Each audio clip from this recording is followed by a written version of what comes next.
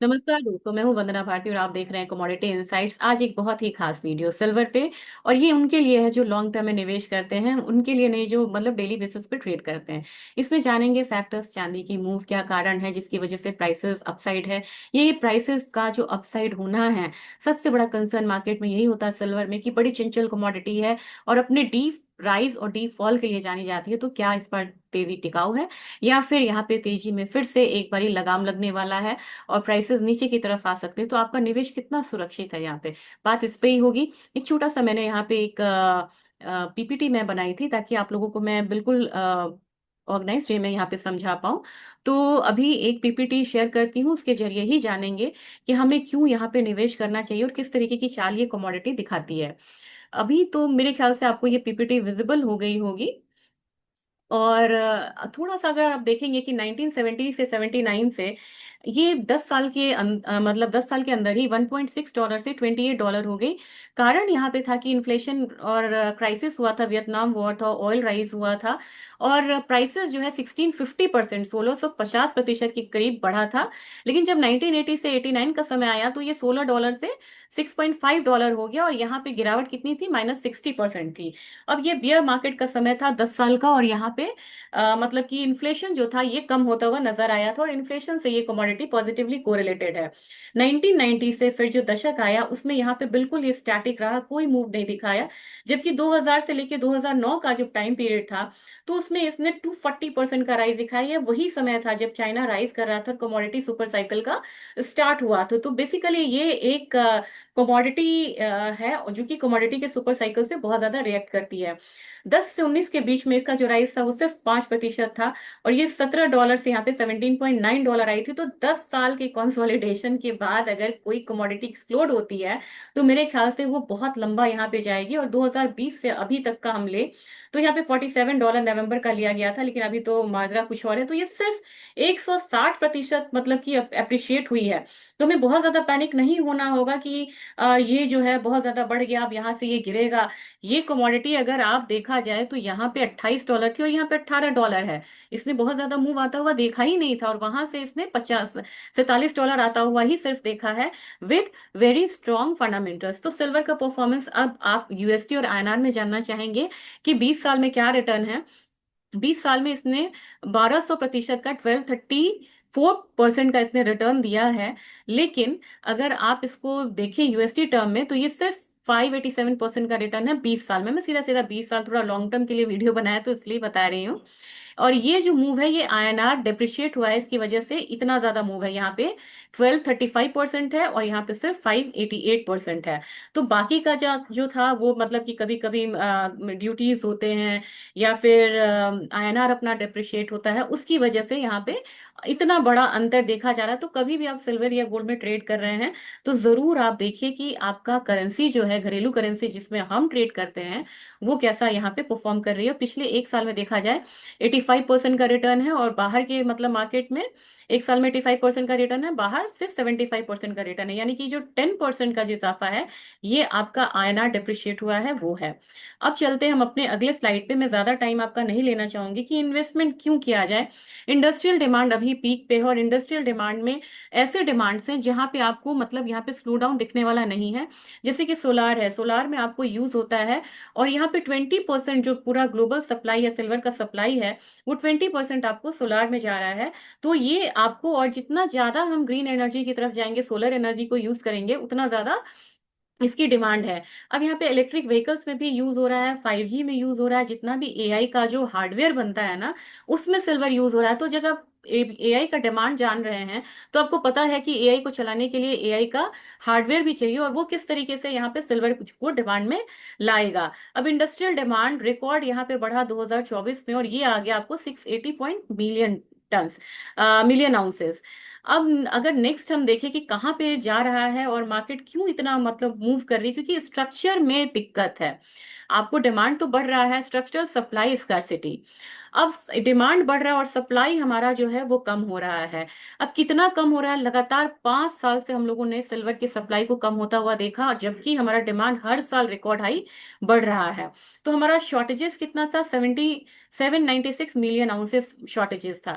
तो ये जो बैलेंस खराब हो रहा है ना डिमांड डिमांड का बढ़ना और सप्लाई का कम होना, ये इसके प्राइस को एक्सप्लोड कर रहा है। तो यहाँ पे बहुत ज्यादा जो आती है ना कि बड़ी स्पेकुलेटिव कमोडिटी है, बड़ा स्पेकुलेटिव मूव है, ये बहुत ज्यादा नहीं है। उसके बाद जो नए दर्शक है उनको बताना चाहूंगी कि सिल्वर की अपनी माइंस बड़ी कम होती हैं। 70 से 75% माइंस जो होती हैं वो या तो कॉपर के साथ निकलता है या जिंक के साथ निकलता है, यानी कि 70 से 75% सिल्वर बाई प्रोडक्ट के रूप में निकलता है कि कहीं जिंक का माइंस है, उसमें 20% सिल्वर निकल गया। अब यहाँ पे चाइना में स्लो डाउन की वजह से क्या हो रहा है कि माइंस का जो प्रोडक्शन है वो कम हो रहा है। किसका प्रोडक्शन कम हो रहा है? कॉपर का, जिंक का, निकल का, बॉक्साइट का।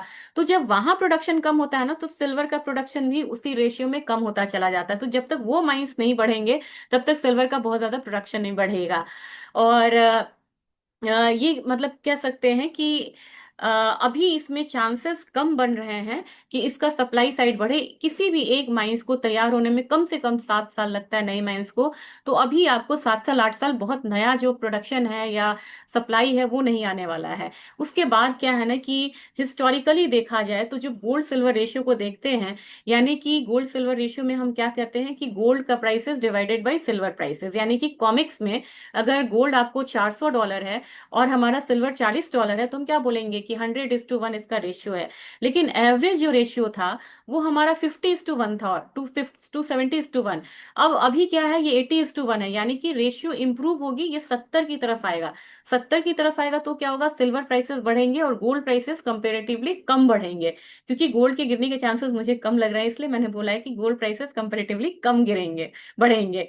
तो सिल्वर ज्यादा तेजी में बढ़ेगी अब, और गोल्ड थोड़ा सा कम तेजी में बढ़ेगा। इसके बाद आपको देखा जाए तो अपॉर्चुनिटी इसमें काफी ज्यादा बढ़िया है। और अपॉर्चुनिटी इसलिए भी यहाँ पे अच्छी निकल के आ रही है क्योंकि सिल्वर अब अदर प्रॉपर्टीज को भी अभी फुलफिल कर रहा है। अब देखते हैं कि यहाँ पे क्या इसका डिमांड सप्लाई है, क्योंकि ओवरऑल आपको जानना है कि 2016 से 2025, यानी कि मान लीजिए कि 10 साल का है, तो 10 साल में टोटल क्या हुआ। हमारे लिए नंबर्स याद करना बड़ा मुश्किल होता है, मेरे लिए भी मुश्किल है।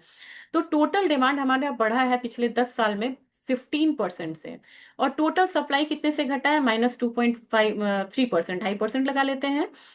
और माइंस का प्रोडक्शन कितना घटा है?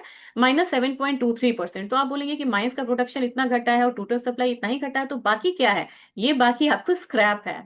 ये स्क्रैप है जो रिसाइकल होता है, हम अपने घर से ले जाते हैं ना, बहुत ज्यादा प्राइसेस बढ़ जाता है तो हम बोलते हैं कि ठीक है, ये हमारा मतलब कि सिल्वर वेयर है, इसको बेच के हम नया लेंगे या फिर हम गोल्ड लेंगे। तो वो जो स्क्रैप सप्लाई है ना, ये 5% जो है ये स्क्रैप सप्लाई है, इसको हम ध्यान में यहाँ पे रखेंगे। तो अब बस इतना ध्यान दीजिए कि 10 सालों में टोटल डिमांड हमारा बढ़ा है 15.5% से, और टोटल सप्लाई घटा है 2.5% से। यानी कि इतना बड़ा गैप जो है वो आ रहा है, और इसी की वजह से हमें यहाँ पे प्राइसेस में इतना इजाफा देखने को मिला है। क्रिटिकल मिनरल्स का स्टेटस है। क्रिटिकल मिनरल्स में अब आप कहेंगे कि क्या होता है? अब टेक्नोलॉजी है, काफी सारी चीजों में यूज होता है ये। अब यूएस और चाइना जो दुनिया की सबसे बड़ी दो कंट्रीज हैं, उन्होंने इसे क्रिटिकल मिनरल्स में डाल दिया। क्रिटिकल मिनरल्स का मतलब है कि वो सेफ गार्ड करके रखेंगे, वो इसे एक्सपोर्ट कम करेंगे। अब जब यहाँ पे रोटेशन ही नहीं होगा, वो एक्सपोर्ट एक्सपोर्ट नहीं करेंगे, अपने पास बचा के रखेंगे ताकि ये भविष्य में या भी करंट में मतलब वो यूज हो, तो फिर आपका सप्लाई जो है इसका ना वर्ल्ड वाइड कम हो जाएगा। लोन कोलैटरल इन इंडिया, ये मैं आपको एक अलग से वीडियो में समझाऊंगी। अब भारतीय बाजार में इकोनॉमी में आरबीआई ने एक रूल बनाया है, ये रूल आपको इम्प्लीमेंट होगा 2026 में, जिसमें उन्होंने कहा है कि आप सिल्वर के बिहाफ पे भी लोन ले सकते हैं। इमेजिन, सेंट्रल बैंक्स बाइंग कर रही है, सेंट्रल बैंक्स बाइंग कर रही है। तो आप समझिए कि अभी तक तो आपने ये सुना था कि पिछले 10 साल से सेंट्रल बैंक्स जो है वो सोना खरीद रहा है। अब सोना के साथ साथ अब सेंट्रल बैंक्स चांदी भी खरीद रही है। रशिया ने यहाँ पे इम्प्लीमेंट किया है, Russia has implemented a formal silver acquisition program, कि अब यहाँ पे सिल्वर जो है वो सेंट्रल बैंक्स प्रिजर्व करके रखेंगे। तो आप समझ सकते हैं कि किस तरीके की यहाँ पे होड़ होगी फिजिकल सिल्वर को खरीदने की। और अभी यही बात है कि प्राइसेस क्यों बढ़ा? अब इसलिए बढ़ा क्योंकि अब यहाँ पे क्या हुआ था कि शुरुआत में जब टैरिफ लगा, टैरिफ लगने से पहले कॉमिक्स में क्या हुआ ना कि यूएस ने काफी सारा, टैरिफ लगने से पहले सस्ते दाम पे चांदी, सोना, बाकी कमोडिटीज को उन्होंने काफी इंपोर्ट करा, रिकॉर्ड इंपोर्ट करा। तो एलबीएमए से, लंदन से चांदी गई, शंघाई से चांदी गई, हांगकांग से चांदी गई। तो उन्होंने काफी ज्यादा अपने यहाँ बुला लिया, मंगा लिया हायर प्राइस पे। आर्बिट्रेज हुआ, कॉमिक्स के प्राइस उस समय ऊपर थे और शेफे का प्राइस नीचे था। इसकी वजह से क्या हुआ, चाइना ने सप्लाई तो कर दिया, लेकिन चाइना को अपनी जरूरत पूरी करने के लिए अब उनको कहीं और से सिल्वर लेना पड़ रहा था। तो जब चाइना में सिल्वर की, फिजिकल सिल्वर की यहाँ पे डिमांड बढ़ी और सप्लाई कम हुआ, तो उनका सिल्वर जो है अब प्रीमियम पे ट्रेड होने लगा। जो पहले यूएस का ट्रेड होता था, बदला उल्टा हो गया। पहले यूएस का ट्रेड हो रहा था प्रीमियम पे, अब चाइना का ट्रेड हो रहा है प्रीमियम पे। अब क्या हुआ, जबकि यहाँ पे चाइना कॉमिक्स में बहुत सारा इन्वेंट्री हो गया, तो उन्होंने दोबारा इसे बेचना शुरू करा है, चांदी और सोना पूरा, मतलब चाइना को भी दिया है, एलबीएमए को भी दिया है, तो सप्लाई साइड स्मूथ हो रहा है। लेकिन जितना उन्होंने दिया है उसके बाद भी यहाँ पे जो फिजिकल डिमांड है उसको वो पूरा नहीं कर पा रही है। तो इसका मतलब यही है कि चाइना इज एक्यूमुलेटिंग सिल्वर, समझ रहे हैं, from global market, but it is not enough to quickly rebalance the demand. तो यहाँ पे मतलब कि वो रीबैलेंस नहीं कर पा रहे हैं ये दो एक्सचेंजेस, जिसकी वजह से हम लोगों ने इतना ज्यादा इजाफा आता हुआ देखा है। और उसके हिसाब से अब मुझे लग रहा है कि प्राइसेस जो है वो थोड़ा सा हायर साइड रहेगा। और दो बारी सिल्वर में भारी गिरावट आई थी, जो कि एक कंसर्न था मार्केट में। पहली बार तो ये था कि जब 1970 एटीज वाले समय में जब बढ़ा था और वहां से क्रैश हुआ था, तो 90% प्राइसेस जो हैं वो क्रैश हो गए थे। और दोबारा जब हमारा 2011 में बढ़ा था, वहां पे भी प्राइसेस क्रैश हुए थे। लेकिन इस बार लग रहा है कि प्राइसेस इतना ज्यादा ना गिर के हर गिरावट पे बाय आएगा। और ये जो गोल्ड सिल्वर रेशियो जो आपने देखा था ना कि 2025 में ऊपर की तरफ गया था 106, यानी कि गोल्ड अप्रिशिएट हुआ था यहाँ पे और चांदी कमजोर हुई थी। अब यहाँ पे लग रहा है कि चांदी मजबूत हो रही है, नीचे आने का मतलब है चांदी मजबूत हो रही है, गोल्ड कमजोर हो रहा है। ये रेशियो टेक्निकली मुझे लग रहा है कि पहले तो 73 आना चाहिए, और ग्रेजुअली एक दो साल में, ये इतना जल्दी भी नहीं होने वाला है, तो मैं आपको कोई बहुत हड़बड़ी वाला समय नहीं देना चाह रही हूँ। यहाँ पे आके ये एक बारी $62.5 तक आ सकता है, लेकिन इसके लिए आपको साल 2 साल का समय लग सकता है। तो इसके हिसाब से सिल्वर में तेजी जो है वो बनी रह सकती है। अगर आप यहाँ पे देखेंगे सिल्वर कॉमिक्स को, तो कॉमिक्स का सिल्वर अगर मैं आपको दिखाऊं, ये मंथली है। और यहाँ पे अगर मैंने आपको यहाँ पे ट्रेंड दिखाना शुरू करा, तो ये देख रहे हैं ना, यहाँ पे एक बार $50 आया था। $50 आने के बाद अब ये दोबारा $54 पे, ये इससे रिकॉर्ड हाई पे सस्टेन कर रहा है। यानी कि अभी रैली जो है वो रुकेगी। दो बारी आया था, एक बार 49 के करीब आया था, एक बार 50 आया था। और अब यहाँ पे अगर मैं इसको ईयरली कर दूं ना, तो आपको ज्यादा अच्छा विजिबल रहेगा। थोड़ा सा वेट करेंगे, फिर मैं आपको 70 से इसके प्राइसेस को दिखाऊंगी। और ये काफी अच्छा लगेगा देखने में। ये साल भर का मतलब मंथ ईयरली कैंडल है। तो आप देखें कि एक बार यहाँ पे एटीज में बढ़ा था, प्राइसेस क्रैश हुए थे, 90% डाउन आया था। यहाँ पे 11 में गिरा तो 70% डाउन आया।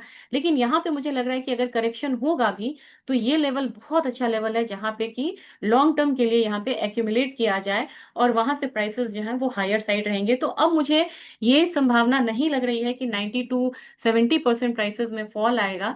और यहाँ पे मुझे लग रहा है कि हर $3-4 की गिरावट पे सिल्वर को एक्यूमुलेट करना चाहिए आने वाले समय में। हो सकता है कि हम 65 से $70 तक इसको आता हुआ देखें।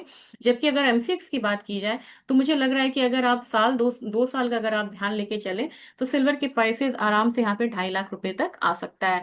तो ये स्पेकुलेटिव मैं रिपोर्ट नहीं देना चाह रही थी, मैं आपको पूरा एक फंडामेंटल बेस्ड रिपोर्ट देना चाह रही थी। हो सकता है कि आपको ये रिपोर्ट अच्छी लगी हो। तो अगर अच्छी लगी हो, कन्विंसिंग हो, तो आप इसे ज़रूर ज़्यादा से ज़्यादा शेयर करिएगा। क्योंकि पीपीटी बनाना और इंफॉर्मेशन रखना, ये सब कलेक्ट करना बहुत एक टफ काम होता है। और मैं चाहती हूँ कि ज़्यादा से ज़्यादा इसकी रीच बढ़े।